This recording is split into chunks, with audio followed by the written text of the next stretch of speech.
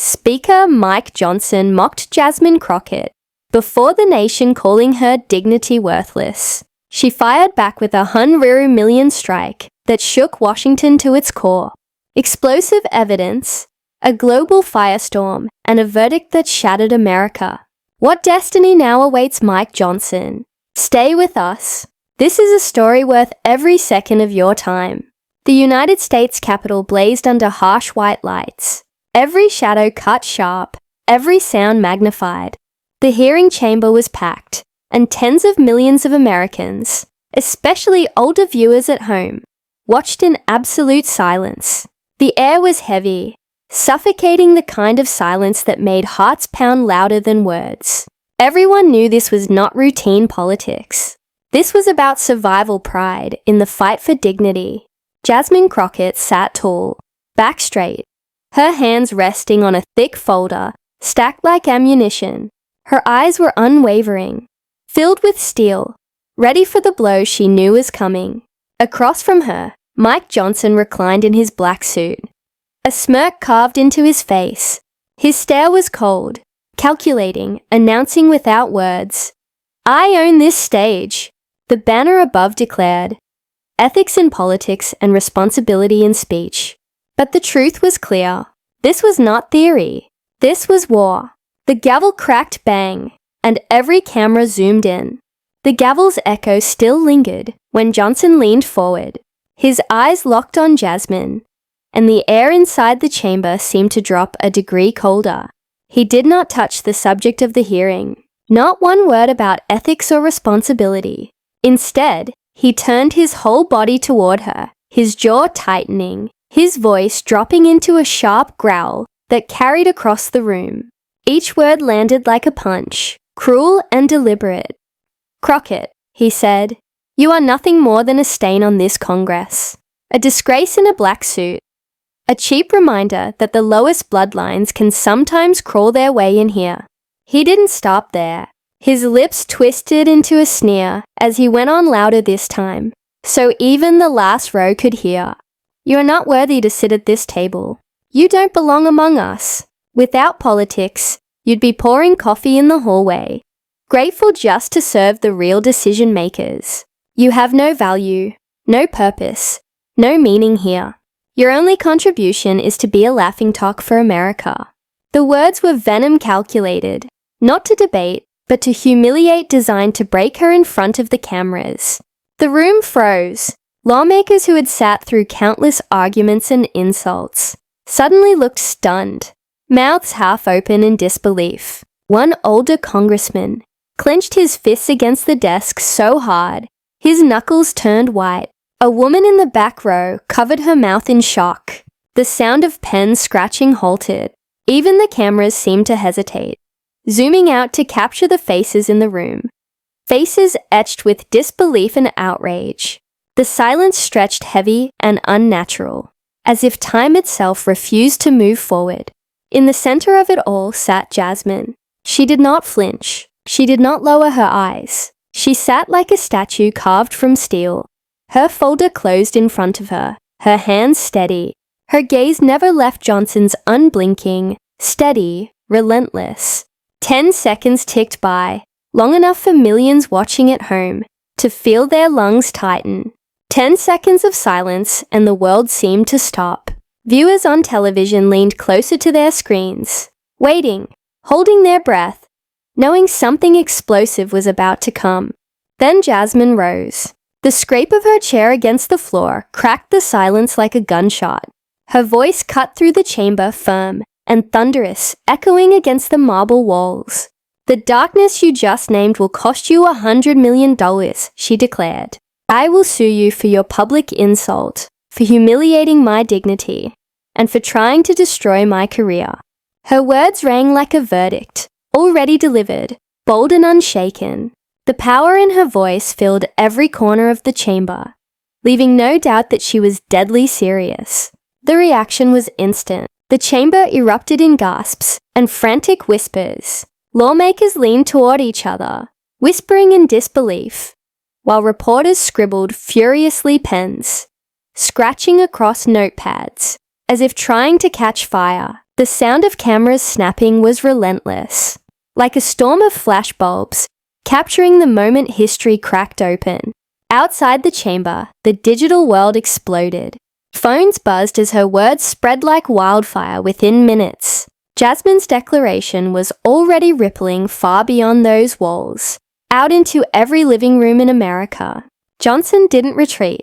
He laughed instead, a sharp, bitter sound that cut through the noise. He jabbed a finger across the table at Jasmine. His smile now twisted into open contempt. "You can sue," he spat. "But you will never get a dime from me. Not 1 cent. Do you hear me? Not one." His challenge was defiant, arrogant, dripping with the confidence of a man convinced that power would always shield him. The laughter that followed was hollow, but it carried slicing through the chamber like broken glass. The chair slammed the gavel down, demanding silence. His voice strained to bring the room back to order, but the damage had already been done. The chamber had turned into a battlefield, and the battle lines were now drawn. Cameras stayed locked on Jasmine and Johnson, refusing to look away. Millions of Americans, their hearts racing, knew they had just witnessed the spark of something that would not end in that room. The earthquake had begun, and its shockwaves were already spreading across the nation. The gavel's crack was still echoing in the chamber when the room emptied into chaos. Reporters rushed through the double doors, cameras slung on shoulders, voices rising as they shouted updates into phones. Outside vans with satellite dishes hummed, ready to beam breaking news across the country. Within minutes, television screens from coast to coast replayed the same moment: Johnson's insult, Jasmine's silence, and her thunderous vow to sue for $100 million. Networks cut and spliced it again and again, building it into a loop that felt less like politics and more like a cinematic dual broadcast live. The world was no longer just watching. It was replaying every second, hunting for the exact instant the balance of power shifted.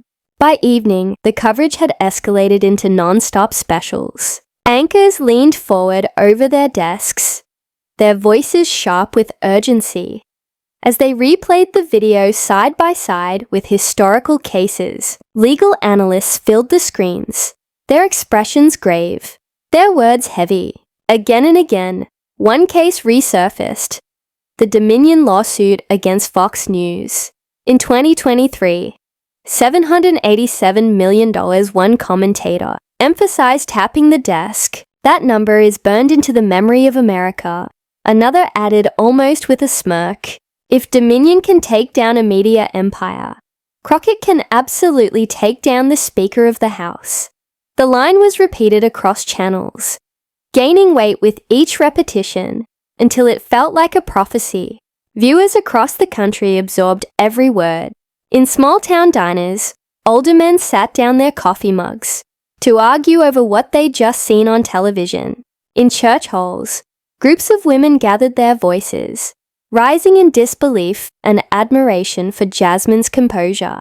On golf courses, retirees paused mid-aim, their conversations no longer about strokes, but about lawsuits and dignity. "It feels like history repeating itself," one man said in front of his Sunday group. First Fox, now this. She's not just fighting for herself. She's fighting for all of us who've been dismissed and disrespected. Heads nodded around him, the sentiment spreading with each retelling. For Americans over 50, the memory of Dominion was still fresh, and Jasmine's stand slotted perfectly into that frame of victory.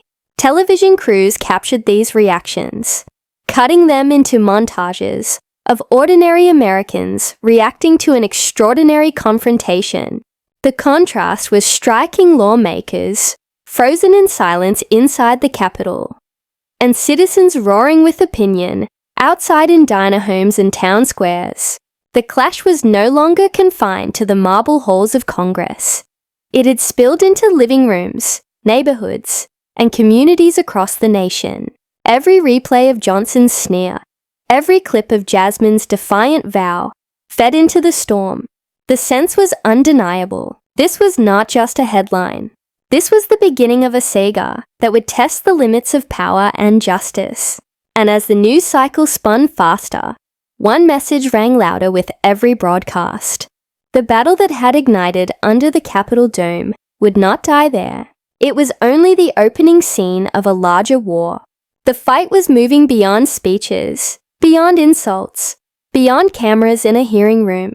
It was shifting onto a new battlefield, one where words would be weighed as evidence, and pride would carry a price tag. The confrontation was headed for federal court, and the whole nation knew it. The federal court, and the whole nation knew it. The storm that began inside Congress now shifted to the solemn halls of federal court. The case was stamped Crockett versus Johnson, and from the first morning, it was clear this would not be an ordinary trial. The courtroom overflowed with reporters, their cameras flashing in bursts, their laptops clicking like a drumline. Every seat was taken from the polished wooden benches at the back to the jury box packed with citizens who could feel history pressing down on them. Viewers at home tuned in by the millions. It wasn't just a trial, it was America on the edge of its seat. Jasmine entered with her legal team, her expression firm, shoulders squared. Across the aisle, Johnson strode in with forced confidence. His suit crisp, his smirk rehearsed, but his eyes restless. The judge reminded the room that order must be maintained, but even he knew control would be tested. This was not about legal jargon or footnotes.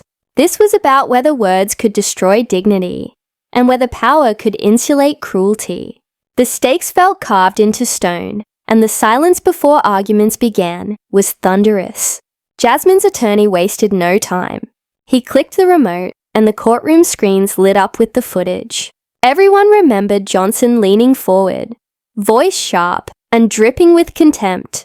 "Crockett, you are nothing more than a stain on this Congress, a disgrace in a black suit. Without politics, you'd be pouring coffee in the hallway." Gas rippled through the audience, as if hearing it again for the first time. The lawyer turned back to the judge and the jury. "This is not politics. This is not debate. This is a deliberate public attack on dignity crafted to humiliate broadcast live to millions. The damage to her career is real. The damage to her reputation is measurable. This is not free speech. This is destruction." His words struck with the weight of a hammer. And Jasmine sat, unmoving, her eyes fixed forward, a symbol of quiet resolve. Johnson's team rose quickly, pushing back with a confidence that seemed brittle under the lights. His lead attorney adjusted his glasses voice, sharp but defensive. "The First Amendment protects opinion, even when it is offensive. These are political words, nothing more. They are not actionable insults, but protected speech in the heart of America's democracy. My client's remarks may have been harsh, but they are political commentary, not personal defamation." The defense leaned heavily on freedom, their voices rising with every phrase, hoping the jury would see this as an overreach. Johnson leaned back in his chair, nodding as if convinced his shield of power still held. But Jasmine's team had prepared for this moment. Her attorney stepped forward again, eyes locked on the jury, and pressed play on another clip. The screen now showed Johnson in 2021, standing in the House chamber, sneering as he attacked Alexandria Ocasio-Cortez. His voice echoed through the courtroom. "You are nothing but a radical bartender, pretending to be a lawmaker. You don't deserve this seat you never have, and the House is weaker because of you." The reaction was immediate. The audience stirred. Whispers broke into audible outrage. A few in the gallery shouted their anger, bursting past the judge's command for silence. The judge slammed the gavel, his voice booming. "Order! This court will have order." But the seed was planted. This was not a one-time slip. This was a pattern. The prosecution pressed harder. This is not isolated. This is not political debate. This is a repeated tactic, a weapon of humiliation aimed at women in power. Today, it is Representative Crockett. Before it was Representative Ocasio-Cortez. And tomorrow it will be another. This is not free speech. This is a strategy. The jury shifted in their seats, some leaning forward, brows furrowed. The tension in the air was electric, a storm waiting for the next lightning strike. And then it came. Jasmine's attorney clicked to the next slide, and on the screen appeared the damning words, pulled from an email Johnson had sent his closest advisor. The attorney read it aloud, his voice steady, every syllable landing like a bullet. "We must silence the voices of progressive women of color, or they will overwhelm us." The courtroom exploded. Gasps, shouts, the scrape of chairs, as people half rose in disbelief. One woman in the gallery covered her face with both hands. At the back, a reporter muttered, "Oh my God," before furiously typing the headline of his career. Johnson's attorneys froze. Their rehearsed calm shattered. Johnson himself stiffened, his smirk gone, his jaw clenched so tight the muscles twitched.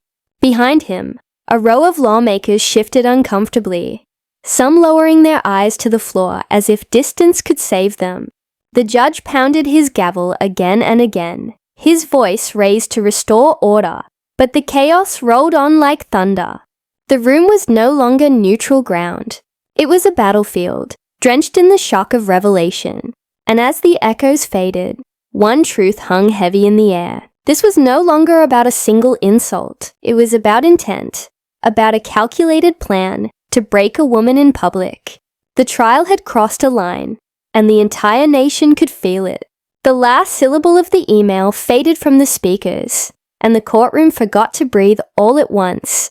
Then the air thickened heavy and hot, like a storm building in place, over polished wooden glass. Reporters lunged for the aisle, shoving open the doors, phones already lit in their hands, their press badges swinging. They texted and typed in a frenzy, blasting out the banner, "Email racist leak" in bold caps. Camera crews spilled into the corridor, calling editors staking corners for live shots. Inside, those who remained sat rigid, the silence loud enough to sting. Johnson's lead attorney rose, smoothing his tie, as if that could smooth the damage. As if fabric could mend torn credibility. He cleared his throat, reached for a polished calm, and spoke in a measured tone that did not reach his eyes.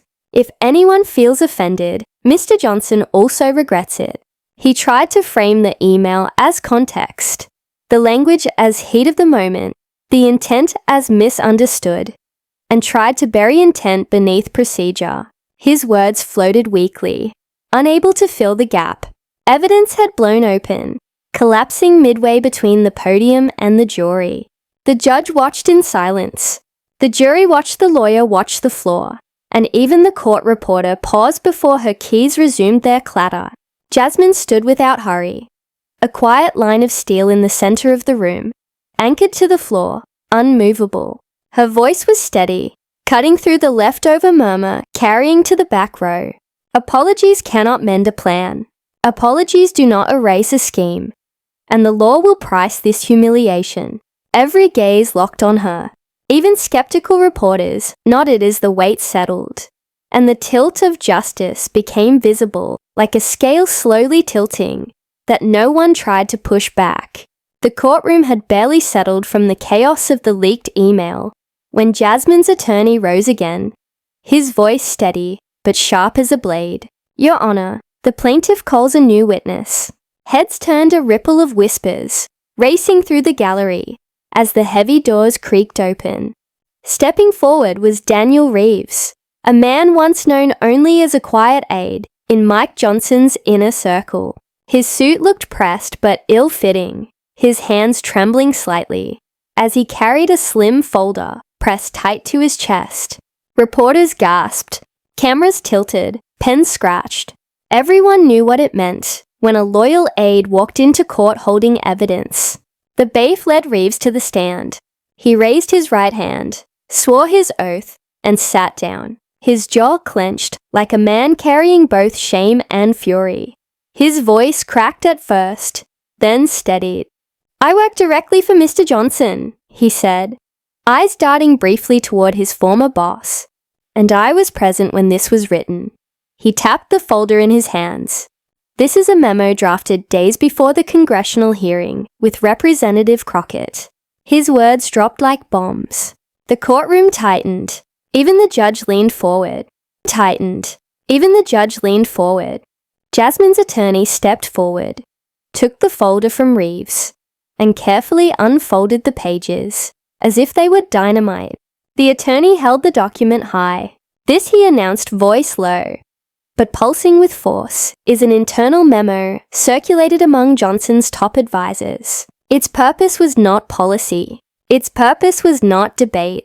Its purpose was character destruction. He opened to the first page and began to read. Strategy humiliate Crockett on live television, to her credibility and destroy her political standing. Murmurs exploded through the gallery. The jury stiffened, and Johnson's attorneys shifted uncomfortably in their seats. Jasmine sat silent, her eyes fixed forward, a statue carved in fire. The attorney's voice grew louder as he flipped to the second page. This is not suggestion. This is not rhetoric. This is a plan. He paused, then stabbed his finger at a line printed in bold, circled in thick red ink. He read each word like a hammer on stone. Objective turned Crockett into a national joke. Attack her roots. Attack her gender. Attack her race. The words cracked across the chamber like lightning. A woman in the gallery gasped, "Oh my God," loud enough to echo. Reporters nearly toppled over each other. Cameras, strobing like gunfire. The memo's venomous intent was undeniable black letters on white paper, as cold and brutal as any confession. The judge's gavel hovered, but did not strike. He knew the silence that followed was louder than any order he could give. Daniel Reeves lowered his head, his voice trembling again. "I left Johnson's office the day that memo was finalized. I couldn't be part of it. They laughed as they drafted it. They called it a smear script. They knew exactly what they were doing." His confession was a knife twisting deeper, dragging the courtroom further into the abyss of premeditation. Johnson's face drained pale, his fists clenched white on the table lips, pressed so tight they nearly disappeared. Jasmine's attorney slammed the memo down on the evidence table. "This is not free speech," he thundered. "This is not opinion. This is premeditated humiliation. This is an assault weapon, made of words designed and deployed to annihilate a colleague's dignity before the nation." His hand swept toward the jury, and it was orchestrated by the man sitting right there. Every camera in the room pivoted, zooming tight on Johnson's face. The once smug grin was gone, replaced by the hollow stare of a man, cornered, exposed, stripped of defense. The gallery erupted in chaos. Shouts rose, shame. Others hissed in disbelief. Reporters bolted from the room, yelling into phones. "Memo confirms racial and gender attacks planned." The words spread like fire before the trial even paused. Inside, the frenzy only grew. The judge finally pounding his gavel like a drumbeat of thunder. Order! Order in the court! But order was impossible. The memo was more than evidence. It was a nuclear detonation. The jurors exchanged glances, their expressions dark and unyielding. Some leaned back, arms crossed their verdict, already written in their faces. Even skeptical journalists in the press row nodded grimly. This was not spin, not interpretation. This was intent carved in ink. Undeniable, unforgivable. Daniel Reeves sat hunched, his testimony hanging in the air like smoke after an explosion. Johnson leaned toward his lawyers, whispering frantically, but their shoulders slumped.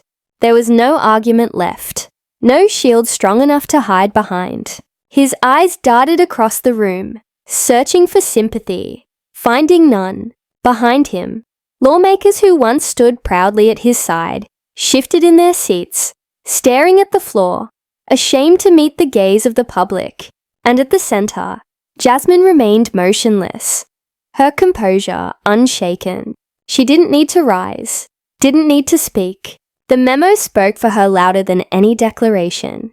She sat with her chin lifted, her silence heavier than the roar of the crowd, embodying every person who had ever been dismissed, degraded, or silenced. The judge hammered his gavel again, but the damage was irreparable. The memo was the death blow. Johnson had no defense, no pretense of innocence. The trial had shifted irreversibly, and the scales of justice had slammed downward. In that moment, everyone in the courtroom understood it. This was the decisive strike, the evidence that turned the case into destiny. There was no way back. The courtroom had endured week after week of arguments, cross-examinations, and revelations that cut deeper than anyone expected. Now at last, the silence was absolute. The judge re-entered his black robes, sweeping as he carried the verdict in his hand. Every seat was filled, every breath held. The hum of cameras was the only sound, like the ticking of a bomb about to detonate. Jurors sat stone-faced, their eyes betraying nothing, and the gallery leaned forward, as if the verdict itself could change the balance of gravity in the room. The weight in the air was suffocating. The judge cleared his throat, his voice echoing off the marble walls. In the case of Crockett versus Johnson, this court finds in favor of the plaintiff. Gasps shot through the chamber, muffled cries puncturing the silence. The judge continued his words, slow, deliberate, final.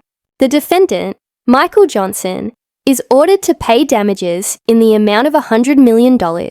It felt less like a sentence, and more like thunder rolling across the courtroom, shaking every listener down to the bone. The verdict was clear. Johnson had lost. Crockett had won. For a split second, the room was stunned into paralysis. Then the division broke open. Supporters of Jasmine Crockett erupted, clapping, crying, clutching one another in disbelief. Tears streamed down the faces of women in the gallery, some whispering prayers, others repeating, "Justice, justice, justice." They embraced each other as if the weight of decades had just been lifted. Across the aisle, the allies of Johnson sat stiff and silent. A few lowered their heads, unable to look at him. Others rose quietly, slipping toward the doors with pale faces and tight lips. Their silence was louder than the cheers on the other side. Johnson himself looked broken. His skin had turned ashen. The smirk that once ruled the chamber, replaced with a hollow stare. He staggered to his feet, one hand bracing the table, his steps heavy, as though his body no longer belonged to him. Camera flashes stung his face like 1,000 pinpricks, each burst freezing his collapse in high definition. As he neared the door, reporters surged forward, shouting questions like bullets. "Mr. Johnson, do you still have the right to serve as Speaker of the House? Do you intend to appeal? Is your career over?" He said nothing. His head bowed, his lips pressed tight, his shoulders caved inward. He walked like a man retreating into a tunnel with no exit. All eyes then swung back to Jasmine. She stood tall at the plaintiff's table, her expression calm, but resolute. No smile broke her face. No arrogance tainted her stance. She stepped to the podium, her voice steady, resonant, carrying across the chamber with the weight of finality. "This is not my victory," she declared, each word like a bell. "This is the victory of truth, and it belongs to every woman who has ever been humiliated, every voice that has ever been silenced." Her words cut deeper than any gavel strike, drawing nods, tears, and a rising chant of approval from her supporters. Even those who had doubted her bowed their heads in acknowledgement. The cameras drank it all in: the collapse of power, the rise of dignity, the pivot of history. The contrast was searing. Johnson shrinking beneath the weight of disgrace, while Jasmine rose with the calm strength of vindication. Reporters typed furiously, broadcasting her words into every home, every phone, every screen. Commentators, every screen.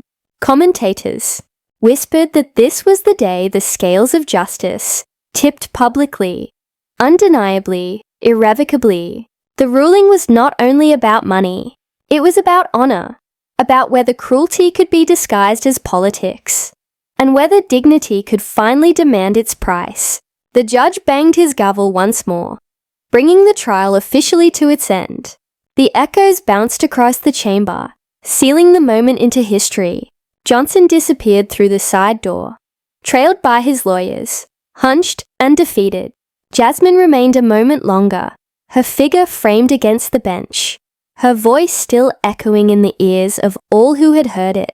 The gallery erupted again, a storm of applause, tears, and cameras. No one could leave their seat without knowing they had witnessed a turning point. As the crowd spilled into the hallways, as news anchors scrambled to deliver breaking coverage, one truth was undeniable. The most powerful man in the chamber had bowed to justice, and the name Jasmine Crockett now stood not only for one woman's vindication, but for the principle that even the highest can fall when the truth finally stands tall. The echoes of the gavel had barely faded when the outside world erupted. Within hours, the front pages of America's most powerful newspapers were remade. The New York Times printed its headline in bold, stretched across the fold. History rewritten. Crockett wins undisputed million against Johnson. The Washington Post followed suit. Its headline, Thunderous Speaker Defeated, Justice Delivered. Newsstands were cleared before noon commuters, clutching papers, as if they were souvenirs from a war. The story wasn't confined to one corner of politics. It dominated every platform, every headline, every whispered conversation in cafes and subway cars. The judgment was no longer just a ruling. It was a turning point stamped into ink.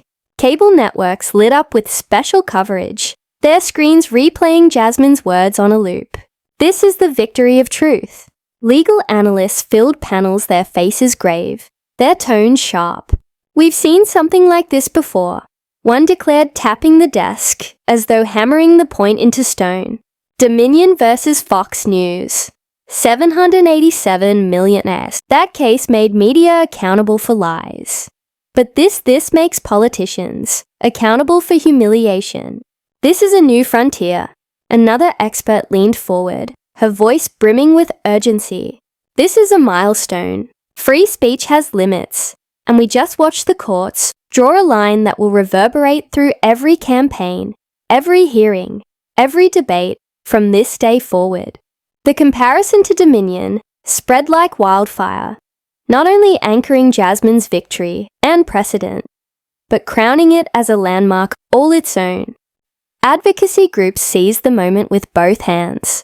Women's organizations rolled out statements within hours, their words blazing across social media and flashing across scrolling banners on television. Today, one statement read, "The dignity of women in politics is no longer negotiable." Civil rights leaders spoke at rallies, their voices booming through microphones as crowds cheered. This verdict is more than money. It's a message. One leader shouted, "If you weaponize race and gender to silence someone, you will pay the price." The era of impunity is over. The chant rose from the crowd like thunder. No more silence. No more silence. It wasn't confined to Washington. It was in Chicago, Atlanta, Los Angeles, an echo that spanned the nation. The hashtag, Once Your Women in Congress, exploded across platforms, lighting up Twitter, Instagram, and TikTok feeds. Millions posted clips of Jasmine in court, her words spliced with music, her face set against backgrounds of storms, clearing into sunlight. Young women wrote under the tags, "I see myself in her." Law students posted, "This is why I study law." Even older voters joined in their comments, brimming with pride. Finally, dignity wins.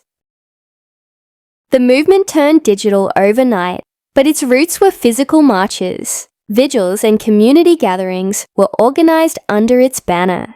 The slogan, "Women in Congress, Women with Power," was printed on posters and waved in the streets. Jasmine's stand had transcended one courtroom. It had become the rallying cry for a generation. But the most haunting and human images didn't come from marble steps or televised panels. They came from living rooms. In a small house on the outskirts of Detroit, a black mother sat with her young daughter on the couch. The glow of the TV lit their faces as the anchor replayed Jasmine's statement. Tears filled the mother's eyes. She pulled her child close, her voice trembling but fierce. Do you see, baby? Do you see? They cannot silence us anymore." The little girl nodded, her small hands gripping her mother's sweater, her eyes wide as though watching not just news, but the future itself, unfolding in their living room. That moment was replayed in countless homes. Families pausing dinner to watch the broadcast. Grandmothers whispering prayers of thanks. Fathers squeezing their daughters' hands. The verdict was no longer just about Jasmine. It was about them. Journalists captured these snapshots, weaving them into feature stories. Photographers snapped images of people reading newspapers on park benches, their faces caught between awe and vindication. Editorials poured in, some calling Jasmine a symbol of resilience, others warning that politicians everywhere should now tread carefully with their words. Yet all converged on the same theme. This was a reshaping of the political landscape. A columnist in the Los Angeles Times wrote, "Honor and dignity have finally been given a legal price. And that price is steep." The drama had left the courtroom, but the theater of consequence now played out in the open streets of America. The reaction wasn't confined to allies. Even those once neutral or skeptical found themselves swayed by the gravity of the verdict. A conservative talk show host, long critical of Jasmine, stunned his viewers with a sober admission. "I didn't think she could win, but she did. And maybe that tells us something about where this country is heading." His words, clipped and replayed online, underscored the shift Jasmine's victory had cracked. Walls no one thought could move. The drama was no longer about sides. It was about reckoning. In law schools across the country, professors rewrote their lesson plans overnight. Students debated heatedly in lecture halls, dissecting every angle of the verdict. Could insults be measured in dollars? Could humiliation be quantified in damages? The consensus wasn't unanimous, but the energy was electric. "We're watching case law being born," one professor declared, "and you will be the generation that practices under it." The applause that followed wasn't just academic pride. It was the realization that history had shifted under their feet, and they were standing on new ground. Through it all, Jasmine remained steady. She avoided the temptation of victory tours or triumphant soundbites. When pressed by reporters, she repeated the same line. "This was not about me. This was about truth, dignity, and justice." Her restraint only fueled the fire, casting her not as a winner, basking in glory, but as a figure carved in resolve. Commentators marveled at her composure, describing it as the quality that made her more than a plaintiff. It made her a symbol. The public couldn't get enough of her words, her image, her unwavering calm in the eye of a storm. And as days turned into weeks, one message rose above the noise. Dignity and honor were no longer abstract, untouchable ideals. They were rights. They could be defended. They could be vindicated. They could even be given value in court. "Dignity is not a theory," one editorial declared. "It is a principle with teeth." And today, it bit back. The line went viral, repeated in speeches, sermons, and school classrooms. It was as though America had found new vocabulary for old wounds. The courtroom battle had ended, but the resonance of Jasmine's victory was only beginning. Every headline, every chant, every whispered conversation carried the same charge. Something irreversible had happened. The truth had spoken, the law had listened, and the nation could not unhear it. The roar from the courthouse steps rolled straight up Capitol Hill, and by the next morning, the leadership huddled behind closed doors. Whips counted hands in anxious whispers, while counsel warned that silence now would look like surrender. A motion circulated to convene a special session on the use of hate-laced rhetoric in official proceedings. Senior members, eyes rimmed red from late-night calls, signed on one after another, until the clerk's book looked heavy with ink. When the doors opened, microphones snapped to life, and the speaker pro-emperor announced a rare emergency debate on language and responsibility in politics. In the Rules Committee, staffers stacked binders, and slid fresh draft text onto green felt. The title was plain. The stakes were not special session on hostile speech and ethical conduct. Procedural fights flared time limits, witness lists, subpoena power, then cooled under the knowledge that the whole country was watching. A bipartisan quorum formed brittle but real, and the schedule was adopted. Outside reporters typed the headline. Before the vote was even tallied, Congress had been forced to face its own mouth. When the chamber gables fell, the galleries were packed, and the air felt charged enough to spark. Constitutional scholars took the first chairs and drew a simple line for everyone to see. Criticism is not the same as degradation, and policy debate is not the same as personal demolition. A former parliamentarian testified that rules already banned personalities, but enforcement had withered in the glare of television. A civil rights attorney mapped the harm careers, stalled threats, spiking public trust, cratering when cruelty becomes a tactic. Each testimony landed with the weight of a brick, stacking a wall no one could pretend not to see. Inevitably, one member tried to derail it with theatrics, waving pocket constitutions and shouting about censorship. The gavel cracked, and the chair reminded the chamber that the First Amendment guards citizens from the state, not lawmakers, from consequences of their own conduct. Murmurs settled. Pens resumed scratching. A veteran from the Judiciary Committee leaned into the mic and said quietly, "We regulate gifts, stocks, and travel. Perhaps it is time we regulate insults that come with a badge." The sentence lingered like smoke, and no one rushed to fan it away. Proposals hit the hopper in careful sequence. A code of conduct update would codify sanctions for identity-based slurs on the floor or in hearings. A graduated penalty system paired fines with mandatory ethics training and temporary committee suspensions for repeat offences. An independent counsel model, small, fast, and insulated, would review incidents and make binding recommendations within 30 days. A pilot program would roll out for the next session with a public dashboard tracking complaints and outcomes. The words sounded dry on paper. In the chamber, they felt like scaffolding around a damaged house. Beyond the dome, the media fed the nation a steady diet of analysis and memory. Sunday shows ran split screens Jasmine's verdict. On one side, black and white shots of the Watergate hearings on the other. There was a time when an entire country tuned in to watch accountability happen in real time. One anchor said, voice low and reverent. A historian nodded and added, "Back then it was burglary and lies.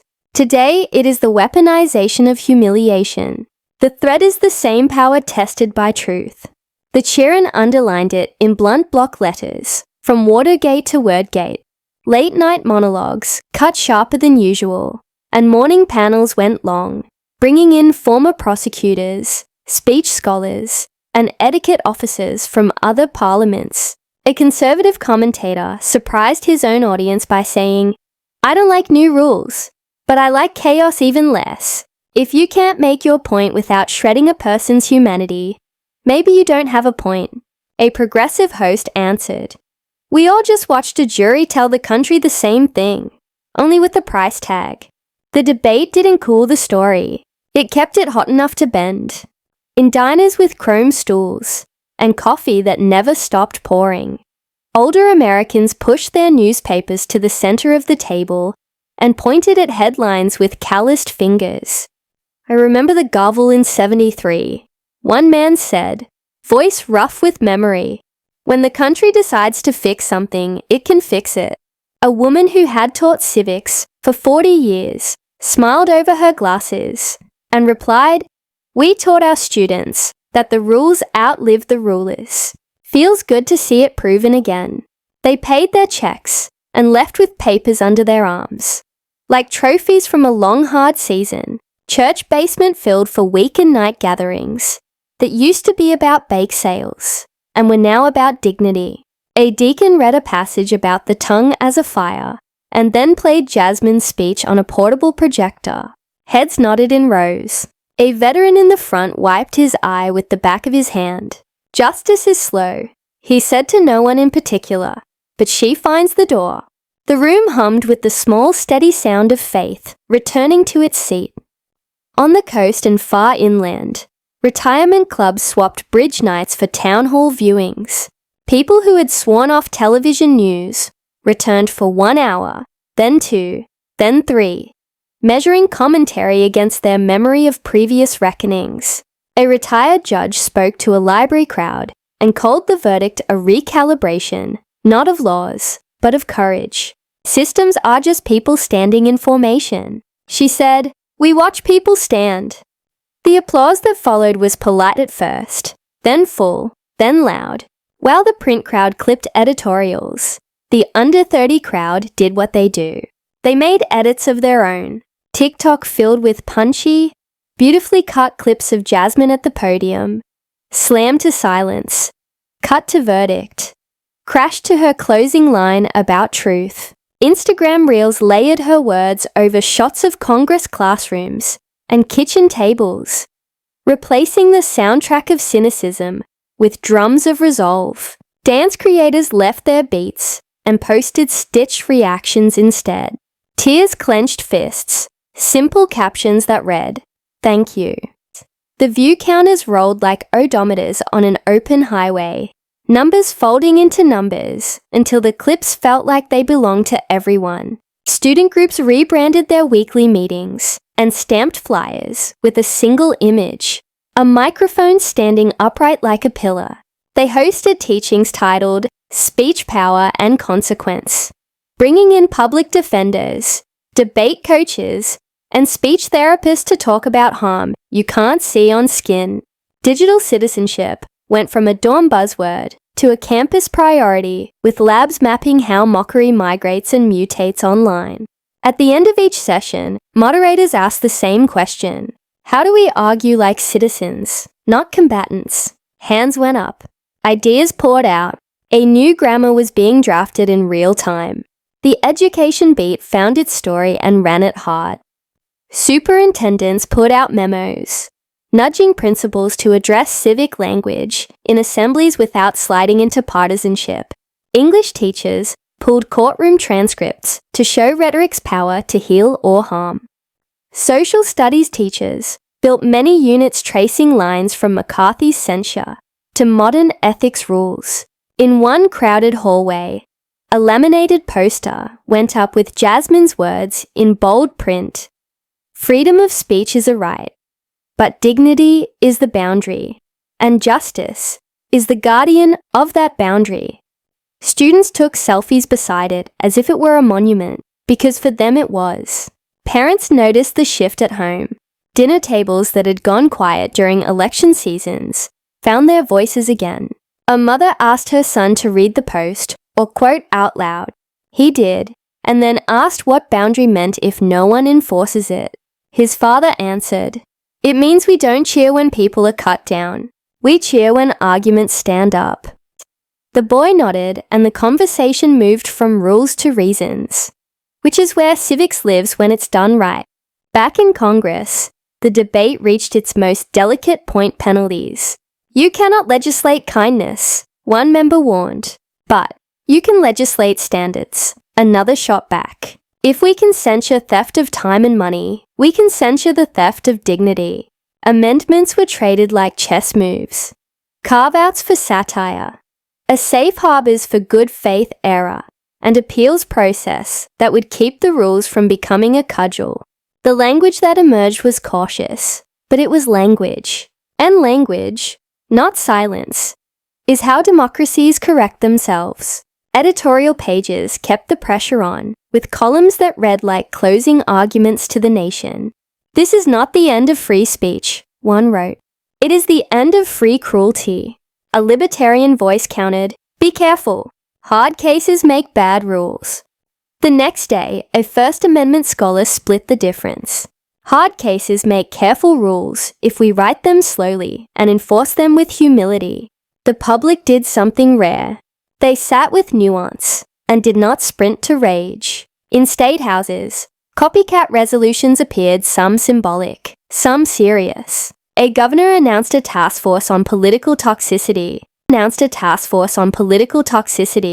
A mayor unveiled a training for city council decorum and public comment nights.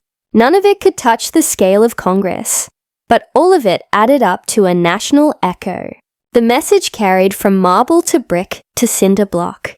The country was not just reading about dignity, it was rehearsing it. Across talk radio and podcast, hosts found unusual common ground. A libertarian said, "If the state doesn't restrain you, the jury just might." A progressive said, "If decency won't restrain you, the rule book will." A centrist said, "We need arenas where we fight, but we don't maim." Callers phoned in with stories of being mocked in city halls and school boards. And for once, the host didn't race to score points. They listened. It felt less like programming and more like group therapy for a wounded republic. The images kept coming: classrooms with new posters, church signs with old verses about the tongue town halls, with fresh rules taped to the door. In one photo that went viral, a teenage girl in a varsity jacket stood at a lectern in front of her school board. Her hand shook, but her voice didn't. "Freedom of speech is a right," she read, "but dignity is the boundary, and justice is the guardian of that boundary." The room applauded softly at first, then louder. No one asked who she was. Everyone knew. Back in the Capitol's special session, the chair summarized the record with a voice that sounded worn and honest. "We are not here to police opinions," he said. "We are here to police ourselves." He looked down at the stack of exhibits, verdicts, transcripts, victim statements, and then out at the chamber. "We will disagree tomorrow as fiercely as we did yesterday, but from this day, we will do it without throwing acid." The vote that followed was closer than advocates wanted and wider than cynics predicted. For the older generation, the moment slotted into a familiar frame, a nation correcting its aim after drifting. "We've done this before," an old newscaster said, on a retrospective clips of Watergate rolling behind him. "We will do it again and again, because self-government is a practice, not a prize." He smiled sadly, the way veterans of hard fights do when they see the next generation step forward. At home, retirees folded their papers satisfied and set their alarms for the morning session. For the young, the moment glowed like a neon sign that said, "Permission granted."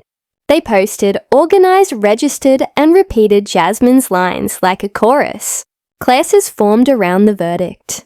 Internships listed it in their prompts. Scholarships asked applicants what boundary meant to them. The clips kept climbing, and then they plateaued somewhere beyond counting, because culture is not a number. It is a temperature, and the temperature had changed. By the time the special session wrapped its first week, the phrase had moved from posters to practice. Freedom of speech is a right, but dignity is the boundary, and justice is the guardian of that boundary. It appeared in opening statements, in school announcements, in the sidebars of ethics manuals, and in the quiet prefaces people spoke before they disagreed. The line did not end argument. It steadied it. It did not cool passion. It redirected it. What began as a verdict had become a vocabulary. Congress, the media, the elders, the young, each had found a way to carry the same message in their own dialects. The country was not cured, but it was awake, and as the gavel fell to close the special session, the echo did not sound like a period. It sounded like a promise kept. The noise that began in America did not stop at the water's edge. It crossed oceans like a shockwave. As dawn reached London, Tokyo, and Doha, producers bumped lighter stories and built emergency rundowns around a single headline. On air, Anchor spoke with the gravity usually reserved for wars. In state funerals and lower thirds flashed a name that felt both new and inevitable. The 100 non-silence case, correspondents stood before glowing maps and explained in plain language how a courtroom had redrawn the border between speech and harm. Viewers watched the clips, Johnson's sneer, Jasmine stillness the verdict, and understood the stakes without needing translation.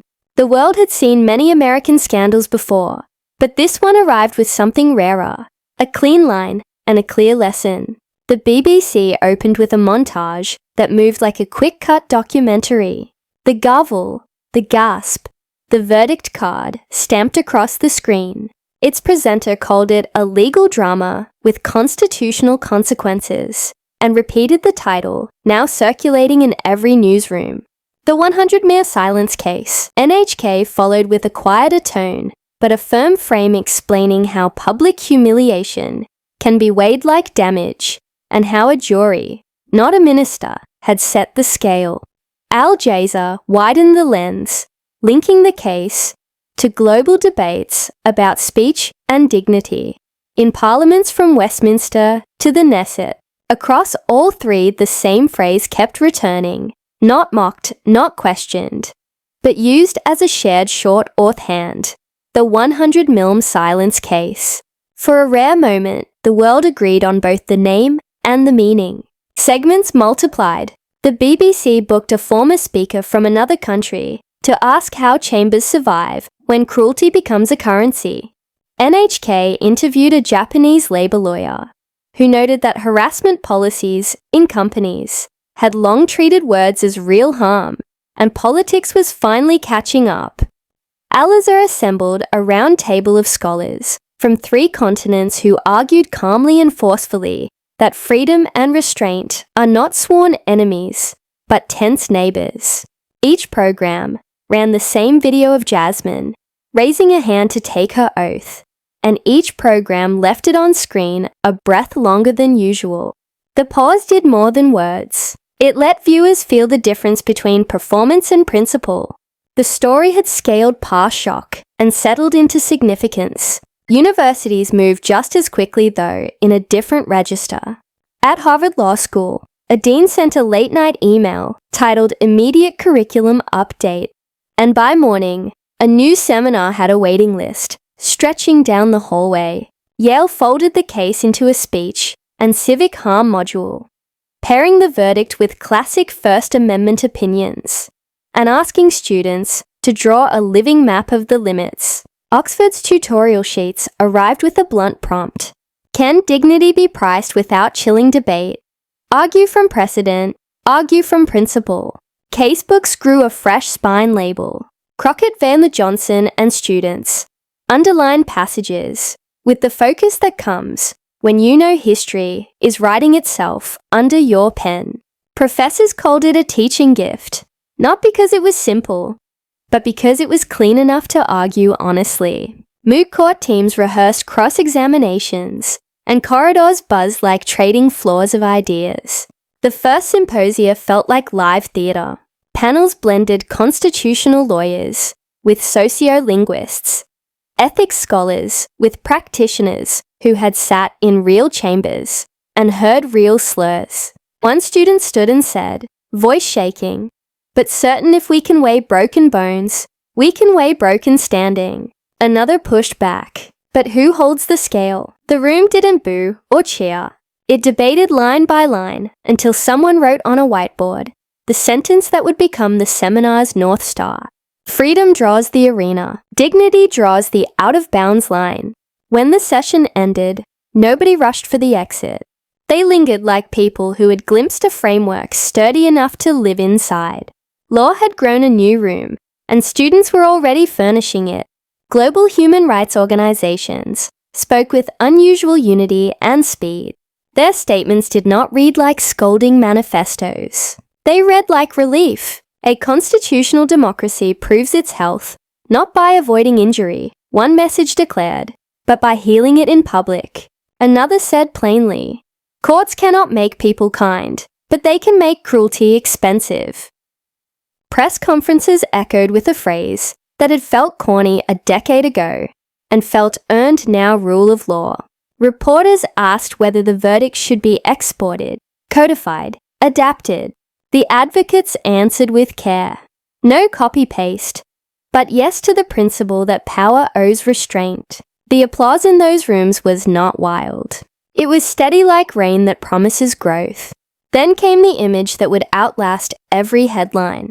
A photographer had stood at the edge of the well when Jasmine raised her right hand to swear the oath, the courtroom lights blazing the seal, gleaming behind her. The frame captured a geometry of resolved fingers, straight chin, level eyes forward, no triumph, only duty. Time put it on its cover without a burst or a pun, the red border doing its quiet work around a portrait that could have been taken in 1964 or 2064. Newsstands turned into little galleries, and commuters paused, not to read first, but to look. The cover moved through airports and living rooms, like a visiting monument, and for a few weeks, the magazine felt less like a magazine and more like a certificate. Other outlets followed with their own tributes, but none matched the stillness of that shot. A French weekly printed a fold-out with the caption "Silence Priced." A Brazilian paper ran a front-page sketch of the oath hand as a column, holding up the words "Hunra" and "Lay," holding up the words "Hunra" and "Lay." In Nairobi, a broadcaster opened with a montage of women raising their hands in courts and councils, overlaying Jasmine's image at the center, then fading to a caption, "Different tongues, same vow." The photograph's power was not that it glorified a person. It standardized a posture. Every time someone took an oath on camera, after that, the audience subconsciously measured it against the line of her wrist and the calm of her gaze. Symbols work because we let them, and the world decided to let this one. The long tail arrived not with fireworks, but with friction. Politicians across democracies called staff meetings where comms chiefs used a new phrase pre-litigation filter, and speechwriters trimmed flourishes that used to draw cheap cheers. Debate did not die, it sobered. The best retail politicians turned sharper on policy and lighter on poison, discovering that precision could pierce louder than insult. A few bristled publicly, testing the margins with performative sneer, and discovered that donors, editors, and even friendly hosts now flinched. The incentives had been rewired not by law alone, but by the memory of a jury's number ringing like a bell. Inside party caucuses, elders told younger members what elders rarely admit. "I was wrong to cheer that line. I was lazy to swing low. We can win without Ash." Clips resurfaced. Apologies followed, and some voters shrugged, while others nodded, because contrition is a language that when spoken plainly still translates. Ethics committees updated pamphlets with a section that did not exist last year. Identity-targeted degradation in official speech. The bullet points were dry and legal. The thrust was not, "We will sanction you for swinging beneath the belt you swore to wear." New members signed acknowledgements along with office keys and parking permits. The culture changed because the paperwork changed, and because the cameras kept receipts. For ordinary people, the verdict did something rarer than when a news cycle it adjusted belief. Talk show callers who once defaulted to cynicism began saying, "Maybe this is fixable," or "Maybe the rules are awake." Community mediators cited the case in school assemblies and union halls, not to threaten lawsuits, but to teach the physics of respect. Words have mass, and when thrown they do impact. Couples argued about it over dinner, and somehow argued better. Kids repeated the new sentence in classrooms, and somehow teased less. The story that had started as a headline became a habit. That is the only kind of victory that lasts. Educators translated the moment into lesson plans. In a 9th grade civics class, a teacher brought the time cover and a print out of the verdict's key paragraphs. She asked 2 questions. What did the jury say happened? And what did the jury say it cost? The first answer came fast humiliation. The second took longer, because numbers that large tangle the tongue. Finally, a student raised his hand and said, "It cost enough to make it stop." The class wrote that on a poster and tacked it above the door, where it caught in the breeze each time students came and went. They treated it like a guard at the threshold. Abroad, parliaments watched, with the weary interest neighbours, save for each other's house fires. Some copied nothing and copied everything. No bills but new norms enforced by chairs who cut the mic more often and earlier. In one chamber, a leader announced, "We will finish every debate and then pause, but not at the cost of a colleague's name." It sounded small until members tried it and discovered how much oxygen it freed. In another, a backbencher attempted a viral insult and found his party whip waiting afterward with a plain envelope, a warning, a suspension, a path back that required a real apology. Everyone read the memo. Everyone understood the math. Back in the United States, the case citation appeared in places no one expected. A corporate handbook footnoted it under workplace dignity. A public library pasted a line from the jury instructions beside its code of conduct. A county clerk printed a poster that read, "We serve everyone. We belittle no one," and credited Crockett Beast Johnson beneath it. Like a source text. Some called this performative. Others called it prophylactic. Either way, reasons multiplied for people in power to check the temperature of their tongues. Before stepping to a microphone, cool heads began to win primes they used to lose. The most visible change, though, lived in small interactions. Local council meetings that once spiraled into insult now hit guardrails and steered back to potholes and permits. A high school board member who loved a grandstand learned to aim at policy and found to his surprise that the room clapped longer when he did. A radio host who built a career on cutting callers off began letting them finish.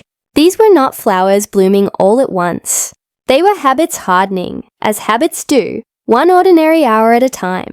The law had not made anyone kind, but it had made unkindness cost more than it paid. And through every replay, every syllabus, every panel and poster, the simplest outcome endured. Politicians grew careful with their words. Not timid, not tamed, but deliberate because sloppiness had finally met a consequence. Voters, in turn, relearned a premise they had nearly given up on, that honor is not a museum piece. It can be defended in the present tense. It can be valued without being vague. It can be protected by rules that do not silence speech, but draw a boundary where speech becomes a weapon. As the coverage widened and then cooled, those lines remained visible to anyone who looked. In living rooms from Cleveland to Cape Town, people pointed at the screen when the oath and photo appeared and said to their children, "This is what standing looks like." In classrooms from Boston to Bangalore, students underlined a new case name and wrote in the margin price of humiliation, Cherkis deterrence, and in green rooms and whip meetings and offices with flags. Leaders rehearsed lines that stayed on the right side of the boundary. The case did not cure the world. It did something better for a democracy built on argument. It made the arena safer for the next fight. In the long run, that is how faith returns. When dignity stops being a speech and starts being the rule. The cameras were still rolling when the chamber fell into silence once more. Jasmine stood steady at the podium, the crowd behind her still buzzing from the verdict, the flashes still burning her face. She raised her voice, not for triumph, but for clarity, and the words seemed to vibrate against the walls. In a democracy, truth and dignity are never silenced. No matter how powerful someone may be, they will bow before justice. Her tone was measured, her eyes unwavering, and in that instant, it felt less like a statement and more like a verdict delivered to history itself. The audience leaned forward, every ear straining, as if they might never hear a moment this raw again. Reporters froze mid-keystroke, letting the weight of her words land before they wrote them down. Some supporters broke into tears, clutching one another as though the promise had been written for them personally. Across the aisle, even opponents could not disguise the shift in the room. The atmosphere pulsed with a single idea. Dignity was not abstract anymore. It was alive, visible, enforceable. The words echoed like a drumbeat impossible to ignore. Outside the courthouse, the message replayed on giant screens, in cafes on phones clutched by strangers. Crowds repeated it in unison, a chant that carried down streets and up marble steps. Truth and dignity are never silenced. The phrase became more than a headline. It became a vow whispered by parents to children, by teachers, to students, by citizens, to one another. The clarity cut through the noise of politics, striking with the force of something elemental, something everyone recognized deep down, but had needed to hear out loud. Jasmine had said it for all of them, and the world had listened. The gavel had fallen, the case was closed, but this line stood apart, suspended like a banner over the entire story. It was not about Jasmine alone, nor about Johnson's fall. It was about the principle that had been tested and had survived. As the crowd dispersed and the lights dimmed, the words kept traveling, carried in headlines and conversations, in the quiet determination of a nation reminded of its core. And with that, the chapter sealed itself, not with silence, but with a promise spoken in full voice. Thank you for watching until this moment, and for standing with us on this journey for justice. Your support means everything. Like, subscribe, and turn on notifications so you never miss what's next. And we'd love to hear your thoughts. Leave a comment below, and let us know what moved you most in this story. Together, our voices make a story. Together, our voices make a